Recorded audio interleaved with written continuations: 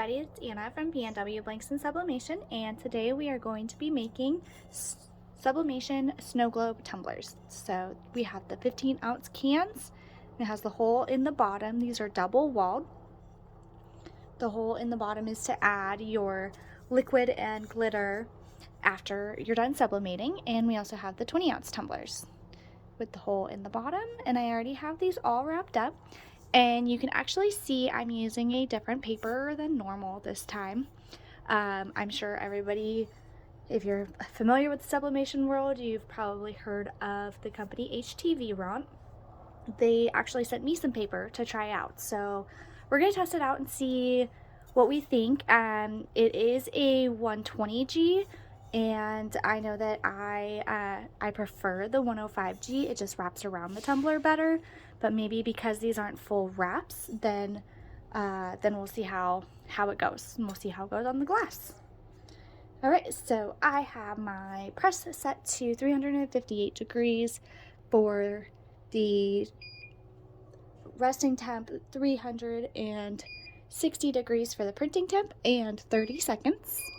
And this is what I use for my glass. For this one, we won't have to for this design, we won't have to rotate it. But I think I am going to have to adjust my pressure. So I'm going to put the design facing down. And yeah, I'm going to have to adjust my pressure quite a bit there. So I am working on adjusting my pressure. It's very important that you don't have very heavy pressure at all with these double walled glass cans.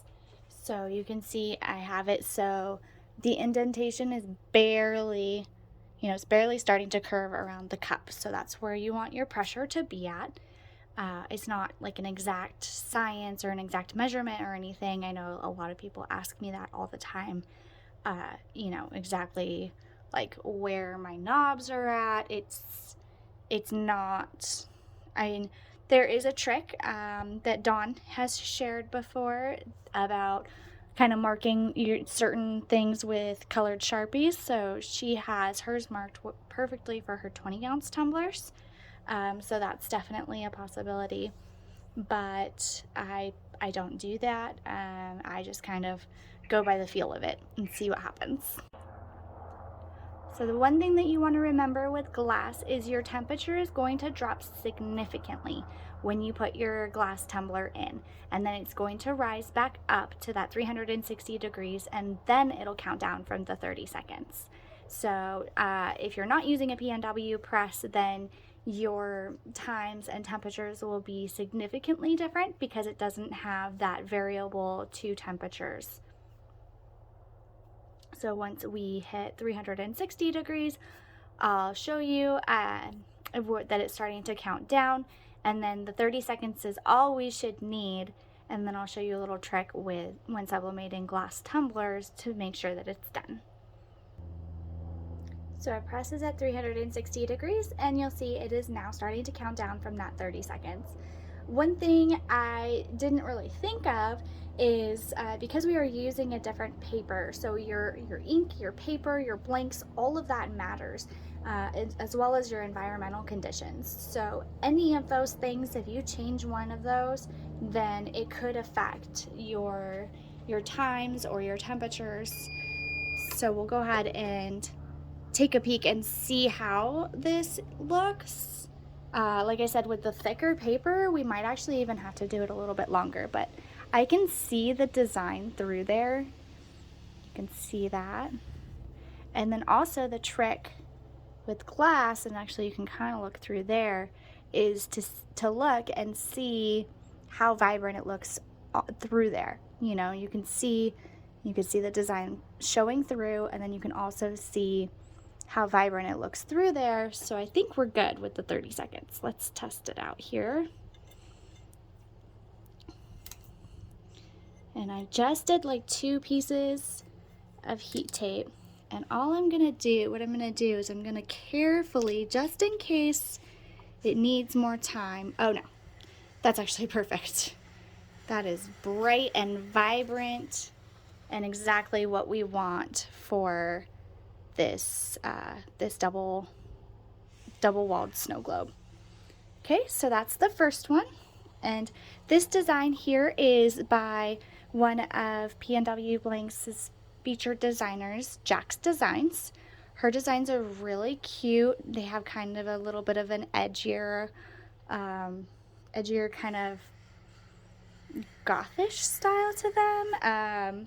I just love them. I think it's just so fun and different than really anything else that you see out there right now. So we're probably gonna have to definitely adjust our pressure just to make it a little bit tighter. But once again, we're gonna do the same thing with the 20 ounce and put it in there. You'll see the temperature is gonna drop and then it'll start to come back up. We don't need a lot of pressure, just when it starts to kind of contour to the cup. Just like that. And you know, one thing I wanted to do, since I do have that gap there, normally I work with 13 by 19 paper, and since I do have that gap there, I'm gonna actually show you guys after I get this pressure situated here. But so I have the gap there in between the paper. It doesn't wrap all the way around, so I don't really want the edge of my attachment to be touching the glass if possible. So you can see I kind of centered it so there's a little bit of white edge on either side. Sorry, it's going in and out of focus there. Okay, so we will come back when it comes back up to temp. All right, so I came back up to temp and counted down for 30 seconds, and we will do the same exact thing like we did last time. So we're gonna kind of look on the outside and see you can see the design coming through. And then we're gonna look on the inside. Careful, these are glasses, very hot. And I'm gonna actually put my secondary glove on so I can just use two hands. These are a little bit more on the heavier side, so because of the double-walled nature of it, so you kind of have to just be very careful. You don't want to drop it. I haven't dropped one to see, you know, how they do, but it's very thick, so it shouldn't shatter or anything. But basically, you can see that design on the inside looks really nice. Yeah, you can see that through. It looks really good. So I'm gonna take this glove back off now because, there we go. It's easier to use my nail when I don't have a glove on. So we'll do the same thing just in case that we did with the other one, and just kind of peel back one side and hold it on this side so you make sure that the design doesn't shift. But yep, that turned out perfect. Look at that. And I was a little concerned with how it would look with this is literally freezing, and once we get the glitter in there, then it's going to provide a little bit more of kind of a background. Let's see if I could do it this way. So there you go. Now you can kind of see it better. I was a little concerned with the beige skull, but once we get the glitter in there, it'll provide a nice background that will pop out a little bit more. But that looks super cute. That turned out really cute. All right, so we are all finished with the sublimation portion. Now we have to wait for these to cool down. Let me see if I can put these up here so you can see them. So now we'll just wait for them to cool down, and then we will come back and do the next steps, which is filling it with the glitter and the solution. And one thing I did want to mention, since this is kind of a review of this paper as well, is the ink release on here. So that's actually really good ink release. I mean, you can barely see the design. It's kind of hard. My phone, I feel like, kind of like auto filters in a way to make things look more vibrant, but I don't know if you can see that ink release, but it turned out really well.